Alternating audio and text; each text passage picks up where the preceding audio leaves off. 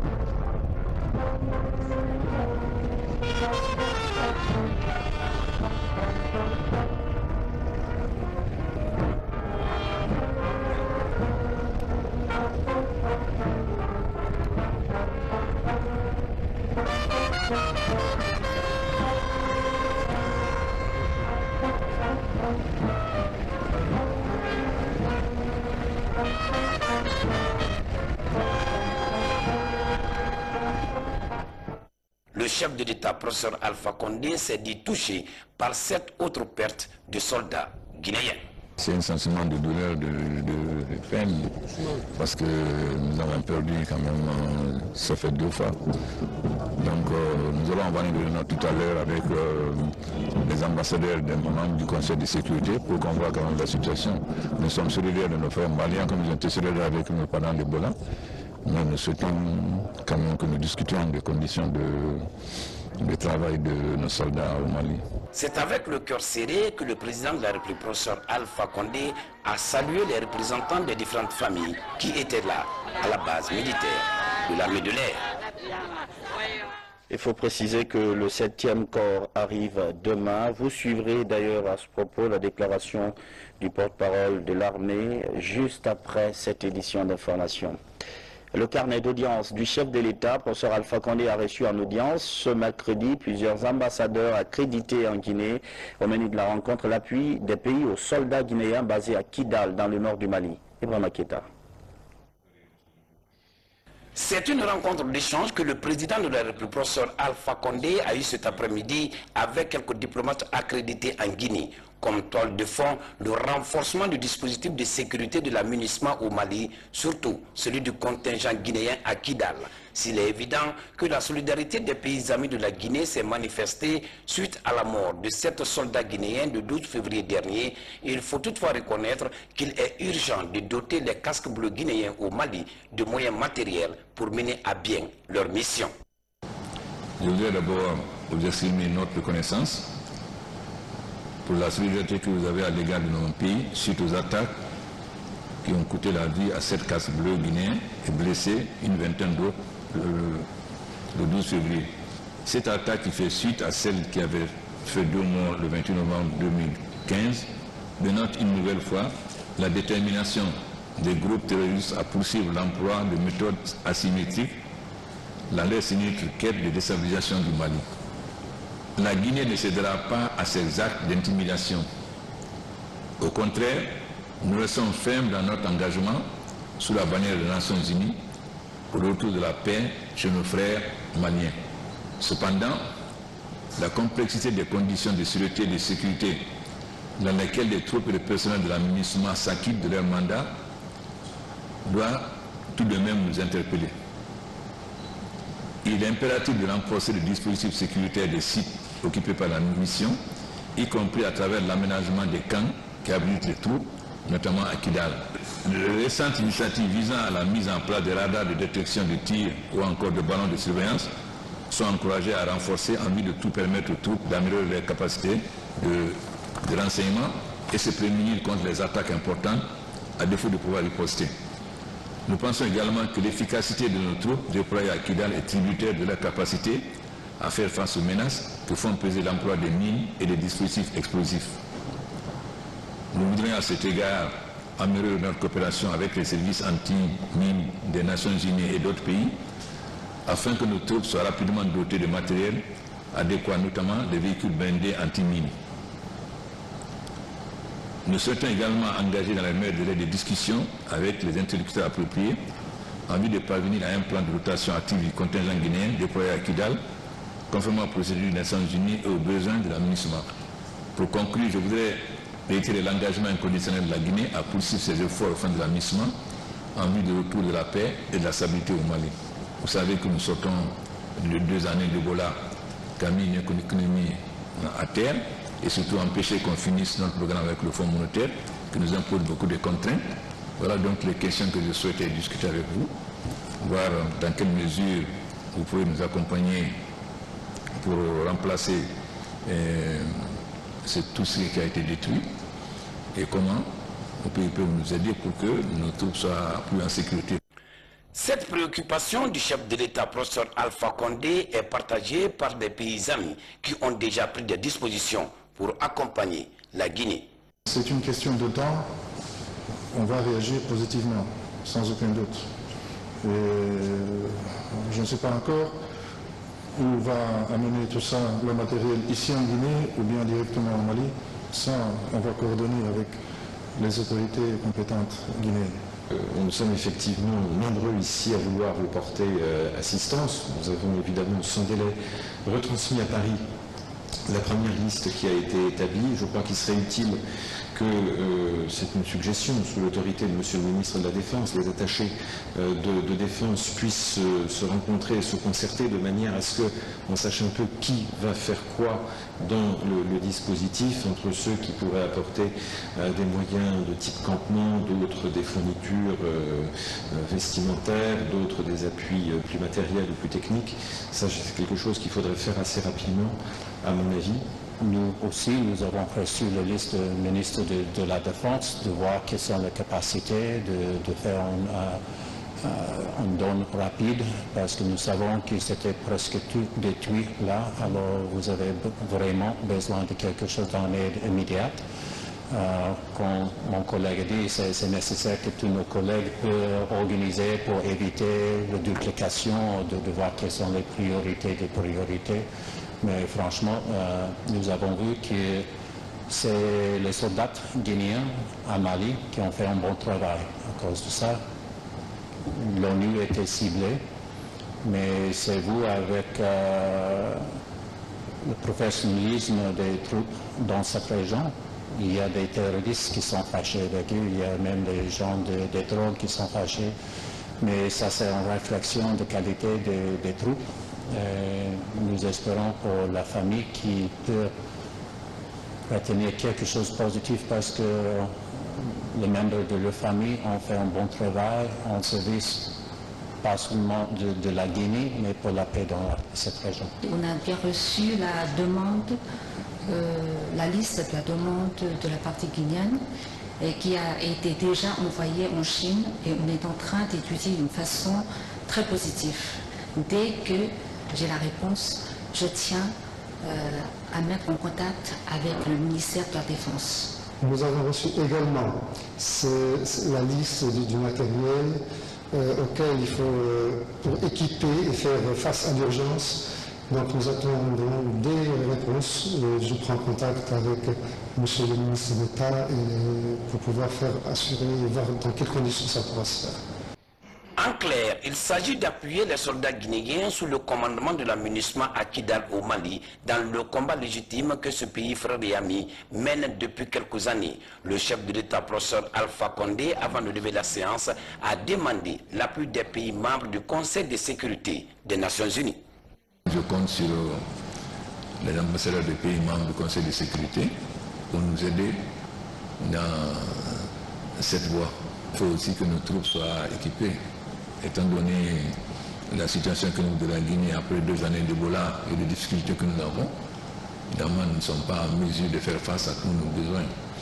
Au moins que nos troupes qui vont là-bas soient quand même mieux protégées. Mais je réaffirme la détermination de la Guinée de continuer à soutenir le peuple malien et de nous battre à leur côté. Une délégation des Nations Unies est à Conakry, je vous l'annonçais. Elle est venue présenter ses condoléances aux forces armées et au peuple de Guinée suite au décès des soldats guinéens tués à Kidal. Les émissaires onusiens ont eu un moment d'entretien avec le ministre guinéen de la Défense. Le point avec commandant Mohamed Kassé de la presse militaire.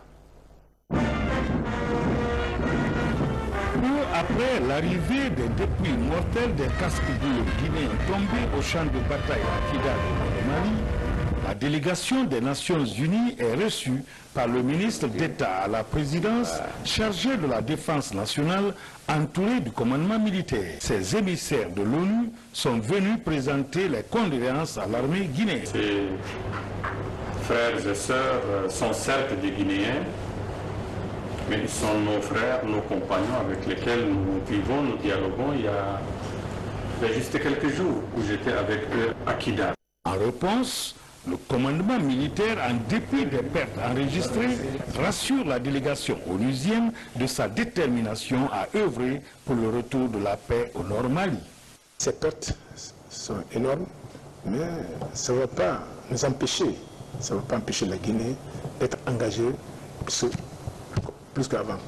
Nous serons tous engagés, on est prêts à continuer, conformément à la volonté politique du ministre de la République. Mais moi, en tant que chef d'état-major général des armées, je mets à votre place aussi. Et mon souci, c'est la sécurité des nations. Le bataillon Gangan déployé à Kidal reste galvanisé à poursuivre sa mission de maintien de la paix et de la stabilité dans ce pays frère. Dans l'actualité encore, une grève a pris fin hier, celle des universités privées. Les étudiants ont repris les cours ce matin. Un sursaut patriotique de la part des fondateurs d'universités ce mercredi. Nos reporters ont fait le tour de quelques établissements pour voir l'effectivité de cette reprise. Ansouman Toumani Kamara et Jean Donamon. La reprise a été effective ce mercredi matin dans toutes les institutions d'enseignement supérieur privé du pays.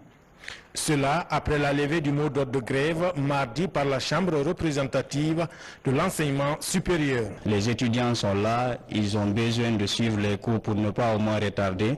Donc on a jugé nécessaire de reprendre les cours. La reprise des cours dans les structures d'enseignement supérieur privé réconforte surtout les étudiants.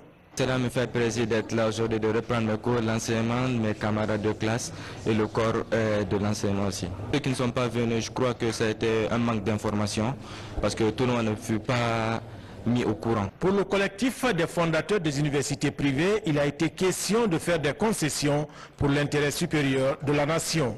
Et dès l'instant que la CRESUP a compris la position du gouvernement, qui est une position compréhensible, parce qu'il a été très pédagogue, le Premier ministre, il a bien expliqué la situation, qu'on a très bien compris, on ne voit pas l'utilité de créer un bras de fer qui n'est profitable ni à l'État ni au système de l'enseignement supérieur en général. Les gens ont surtout apprécié le sacrifice qui a été fait par l'ensemble des fondateurs parce que parfois il faut savoir remettre ses intérêts de côté et penser à l'intérêt général. La Guinée est dans une situation très difficile. Nous avons l'évaluation de notre programme avant le 31 mars. Tout le monde doit s'y mettre pour que nous ne perdions pas le bénéfice de ce programme parce que cela va permettre à notre pays d'avoir l'aide extérieure, l'aide à la balance de paiement, l'aide budgétaire. La Guinée qui sort de l'épidémie d'Ebola a enregistré aussi de nombreuses perturbations dans le système éducatif ces dernières années. Mercredi, troisième jour de la grève générale lancée par les syndicats. Conakry est plus calme en termes de mouvement d'humeur, mais surtout plus animé. Les populations ont vaqué à leurs affaires, plus préoccupées par la quête du quotidien qu'autre chose. Fatima Diallo. Les embouteillages reprennent à Conakry. 3 jours après le déclenchement de la grève générale, l'axe Amdallah Bambeto Anko 5 est largement fréquenté ce matin, signe d'une reprise des activités. Sur la corniche Kipera-Toma par exemple, de longues files de véhicules sont formées. Au marché de Taouia, boutiques et magasins sont ouverts. Des femmes vendeuses ont repris place dans les marchés. Le trafic routier traduit l'intensité des échanges autour des grands centres fermés par méfiance. En attendant la reprise totale des activités, les négociations tripartites pour une éventuelle suspension du mot d'ordre de grève générale cristallisent les espoirs. Le secteur informel, lui aussi, continue de fonctionner. Beaucoup de jeunes, depuis longtemps, se sont tournés vers les jeux de hasard. La quête de la cagnotte fait oublier la grève lancée par les syndicats. Rose Pocho. À Conakry, le secteur informel et des jeux résiste aux dysfonctionnements sociaux. Malgré le mot d'ordre de grève, les jeux de hasard se portent comme un charme. C'est le cas de Guinée Games et du PMU qui connaissent une hausse des parieurs au sein de leur point de vente habituel. Nous, on joue chaque jour, même s'il y a quoi, on va jouer. Les grèves là, c'est pas bon. pour nous, les pauvres. C'est pourquoi on joue. La grève est très difficile pour nous. Elle fatigue surtout les pauvres. Les kiosques de jeux sont donc sollicités partout dans la capitale, sauf sur l'axe Amdalaï, Koza et Bambeto. Les agents des sociétés de parieurs se plaignent de menaces subies. Ce que les gens ne savent pas, la fabrication d'un kiosque coûte aussi entre 1,5 million et 2 millions. Et il faut savoir aussi qu'il y a 2 ou 3 jeunes, parfois même 4 jeunes, qui travaillent dans ces kiosques. Certains enfants travaillent là pour payer leurs études, d'autres sont des soutiens de famille, d'autres soutiennent et leur famille, et leur père et leur mère. Donc ça permet à beaucoup de jeunes de faire des études, de poursuivre leurs études supérieures, tout en les finançant tranquillement avec le revenu qu'ils gagnent à partir des jeux. Donc, et par endroits, effectivement, des kiosques ont été retirés de la circulation pour ne pas qu'on les abîme. Et par d'autres endroits, le travail et l'activité est quasi normale. À la Lonagui, ça fonctionne à 99%. Dans les sociétés de jeux, ça fonctionne très bien aussi. Certains responsables de ces entreprises demandent aux syndicats de changer de stratégie. Pour beaucoup, les Guinéens vivent au jour le jour. Je crois que la méthode asiatique est l'une des meilleures. C'est que quand il y a quelque chose qui ne va pas entre les centrales syndicales et l'État, je crois qu'il faut juste instaurer la pratique du brassard rouge. Tout le monde se met en brassard rouge ou bien en foulard rouge. L'État saura, la population saura qu'il y a quelque chose qui ne va pas dans ce pays.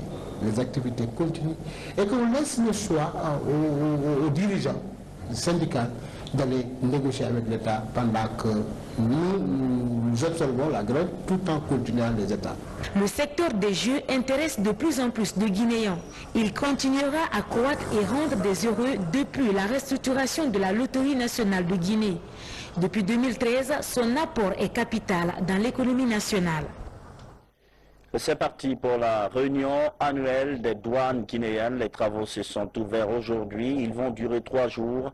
Au menu de cette rencontre, passer en revue les activités réalisées en 2015 et faire des projections. Alassane Diogobari. C'est sous le signe de la sobriété que se tient cette réunion annuelle des douanes guinéennes. Le mouvement syndical et l'arrivée des corps de nos soldats victimes de l'attaque de Kidal ont pesé lourdement sur l'ouverture de la rencontre, d'où une minute de silence à l'entame des travaux. La journée internationale des douanes a été célébrée le 26 janvier dernier sous le thème « La douane numérique et un engagement progressif ». En Guinée, la commémoration de cette journée se tient donc de manière un peu décalée.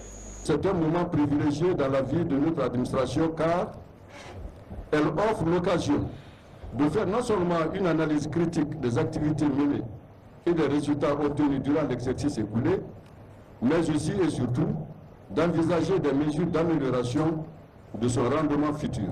La vision de l'administration des douanes guinéennes consiste à atteindre une administration performante et transparente au service du développement de la nation, mais surtout capable à répondre efficacement à l'attente des usagers, du gouvernement, de la population et de son personnel. Cette réunion se tient à un moment où notre pays vient de sortir de 2 années de crise sanitaire due à la maladie hémorragique à virus Ebola. Les conséquences économiques et sociales de cette maladie sont nombreuses et énormes. Elles ont certes affecté vos performances particulièrement au cours de l'année 2015. Cependant, je garde l'espoir qu'avec la fin d'Ebola et le retour des investisseurs dans notre pays, l'année 2016 sera ponctuée de meilleurs résultats.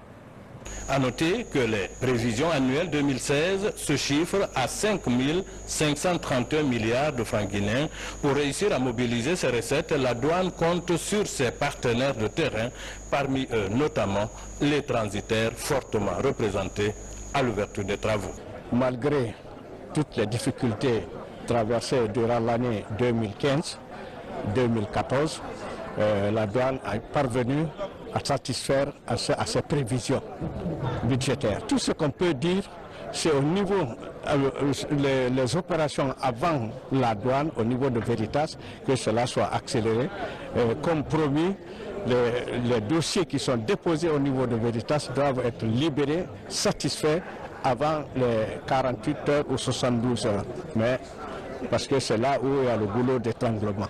Il reste clair que, comme vous le savez, la douane a fait un effort de mobilisation des recettes douanières en 2015 et a respecté aussi ses engagements dans le cadre de la réforme. Il y a eu, grâce à ces réformes, une certaine modernisation de notre activité qui fait qu'aujourd'hui, comme le Sénégal, comme la Côte d'Ivoire, nous avons immigré vers Sidonia World qui nous donne la possibilité de télécharger une déclaration douane et faire sortir les marchandises en même temps. La relance du système de santé, comment gagner le pari? Plusieurs partenaires sont mobilisés aux côtés de la Guinée. Expert France et l'Union européenne passent déjà à l'acte. Elles offrent 43 véhicules pour équiper les structures régionales d'alerte et de riposte aux épidémies. Saliouba. C'est une avancée dans la relance du système de santé guinéen après l'épidémie d'Ebola. 43 véhicules pour les équipes régionales d'alerte et de riposte aux épidémies. Un geste d'expertise France et l'Union européenne. Deux partenaires qui ont toujours accompagné la Guinée pendant les moments difficiles. Ces engins sont remis aux 8 directeurs régionaux de la santé pour leur acheminement à l'intérieur du pays. Alors ces véhicules sont destinés à aller sur le terrain, à proximité des populations. Ils vont permettre de réaliser des diagnostics très rapides, de prendre en charge s'il est besoin les malades les plus graves dans les vannes, puisque vous avez deux types de véhicules, et également d'établir des diagnostics immédiats. Les véhicules en leur ensemble valent un peu plus d'1 million d'euros. C'est donc une des composantes du projet Prépare qui est cofinancé par l'Union européenne à hauteur de 4,8 millions d'euros et par la France avec environ 1 million d'euros. Ces véhicules permettront aux équipes régionales d'alerte et de riposte aux épidémies d'être plus performants pour faire face à toute maladie à potentiel épidémique. Un espoir pour les autorités sanitaires du pays. Avec le financement de l'Union européenne et de la France dans ce cas-ci, il y a des équipes de surveillance et de riposte que nous sommes en train de déployer. Et donc ces véhicules sont destinés à ces équipes. Expertise France et l'Union européenne, deux partenaires qui se sont illustrés dans le combat contre la fièvre Ebola. Ces deux institutions entendent désormais accompagner la Guinée dans la formation du personnel sanitaire pour doter la Guinée d'un système sanitaire performant. Il faut préciser, pour être plus complet là-dessus, que des responsables du groupe Expertise France ont été reçus aujourd'hui par le Premier ministre, chef du gouvernement. Ils étaient venus faire le point des laboratoires mobiles réalisés en Guinée pendant l'épidémie d'Ebola. On y reviendra. Santé toujours. La campagne de vaccination contre la rougeole est lancée. C'est tout le pays qui est concerné par cette opération. Elle concerne les moins de 5 ans et répond à un véritable besoin. Adia Toubari. La mairie de Matoto ce matin, dès les premières heures de la journée, les parents rallient les lieux pour faire vacciner leurs enfants contre la rougeole, une maladie contagieuse à caractère épidémique, mais évitable par le biais de la vaccination de routine. L'administration du vaccin anti-rougeole aux enfants se fait par injection. Sur le plan technique, le vaccin il peut être actif à partir de 9 mois. C'est pourquoi justement, pour que le système immunitaire soit au beau fixe, pour que le système immunitaire soit capable de prévenir la rougeole chez les enfants, c'est pourquoi constitutionnellement sur le plan biologique, on commence à vacciner les enfants à partir de 9 mois, pour que le vaccin soit efficace. Elle est gratuite, donc nous invitons toutes les familles à amener leurs enfants de 9 mois à 5 ans pour qu'ils se fassent vacciner. Pendant 7 jours, cette campagne nationale de vaccination contre la rougeole va se dérouler dans le pays. L'opération va toucher près de 2 millions d'enfants. Dans les 33 districts sanitaires du pays, des sites de vaccination sont identifiés par les acteurs. Environ 6 000 agents vaccinateurs et mobilisateurs sociaux sont sur les sites. Il a été important pour nous d'apporter un appui d'abord logistique par l'acquisition des vaccins, un appui également de faire en sorte que sur l'ensemble du territoire, on organise justement les populations et le financement des coûts opérationnels de cette campagne-là. Donc il s'agit aussi de pouvoir renforcer la mobilisation sociale à tous les niveaux en travaillant avec l'ensemble des couches sociales pour faire en sorte que la mobilisation soit plus forte et que l'engagement des communautés soit en faveur de la vaccination des enfants. La campagne nationale de vaccination contre la rougeole est organisée chaque 3 ans. La stratégie vise à réduire le taux de mortalité des tout-petits suite à la maladie avant 2020. Justice, comment évolue le dossier du 28 septembre? Une délégation de la FIDH, Fédération internationale des droits de l'homme, est en séjour à Conakry. Une rencontre de travail a eu lieu avec le ministre Cheikh Sako. Une information importante à filtrer, la tenue d'une cour d'assises avant la fin de cette année. Qu'en a-eu, nous savoir? Cette visite permet de discuter avec les autorités guinéennes de plusieurs procédures judiciaires. D'abord, l'affaire du 28 septembre, dont la FIDH s'est constituée partie civile aux côtés des 400 victimes de 2009. Aussi, des dernières avancées dans le dossier de torture de Hamdallahi sont abordées. L'affaire remonte à 2010. Aujourd'hui, elle implique des officiers supérieurs de l'armée. Ces progrès rassurent de la tenue imminente d'un procès. Dans toutes ces procédures particulière, la FIDH est partie civile. Donc à ce titre-là, c'est tout à fait normal qu'ils viennent voir l'état d'avancement de la procédure et s'entretenir avec les victimes qu'ils assistent. Donc dans ce parcours, ils passent voir le garde des Sceaux pour que je donne la position du gouvernement guinéen par rapport à tous ces procès. Et là, la position du gouvernement guinéen est tout à fait claire là-dessus. Il faut absolument que justice se fasse dans toutes ces procédures, en respectant la procédure, en respectant le droit des inculpés, c'est important, ou des éventuels inculpés, et surtout aussi en respectant et en protégeant les victimes. Pour la délégation de la Fédération internationale de la Ligue des droits de l'homme, la Guinée marque des pas dans sa gouvernance judiciaire, des avancées qui contribuent à lutter contre l'impunité. Nous sommes intéressés de l'avancement de ce dossier et Monsieur le ministre nous a assuré que au moins sur ce dossier les choses avancent et avancent assez rapidement puisque il nous a fait la confidence dont je vous fais état. Il s'occupe aujourd'hui, il se penche sur l'organisation matérielle de ce procès qui est un moment important dans la vie de la Guinée. Concernant la procédure liée au mouvement syndical de 2007, des promesses fermes sont prises en vue de l'accélération de la comparution des mises en cause à la barre. Mon cahier de morale, c'est le titre d'un roman qu'on vous présente ce soir. L'auteur, Adjani Maba, est une ancienne députée. Aujourd'hui, elle a 89 ans, mais continue de se préoccuper de l'éducation de la jeune fille. N'est-ce pas, Mohamed III Camara?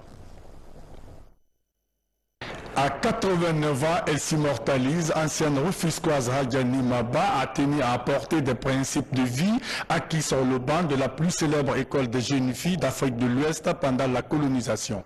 Face aux crises sociales, politiques, économiques et culturelles qui traversent la Guinée, cette native de Kissoudou trouve opportun de mettre au goût des temps les cours de morale dispensés à Rufisque au Sénégal dans les années 40. La morale est l'âme d'une nation. Et si nous volons à nos enfants la place de cette morale, nous volons leur âme. Et en volant leur âme, nous volons l'âme de toute notre nation. Pour Adjani Maba, il y a un déficit en matière d'éducation civique et morale. Les approches mises en œuvre dans le cadre de l'apprentissage des jeunes n'ont pas abouti aux résultats escomptés. L'auteur de mon cahier de morale fait appel à l'expérience de Mme Germaine Le Goff, une référence dans la formation des jeunes filles en Afrique avant les indépendances. Mme Germaine Le Goff, c'est notre mère française. Nous sommes avons toujours été ces filles africaines. Elle nous a aimés, elle nous a éduqués, elle nous a instruits. Elle nous appelait ses filles. La montagne Guinée m'a un peu assis depuis 2 ans. Nous sommes là-dessus. Le recueil Mon cahier de morale est l'ultime service que Hadiani Maba, ancien député de Dingra, tient à rendre à la Guinée pour améliorer l'éducation et la formation de la jeune fille. Un livre à lire absolument. Vous êtes nombreux, très nombreux, à nous regarder depuis l'île de Quito, c'est dans Koba. Merci de rester fiers de votre télévision. Bonsoir.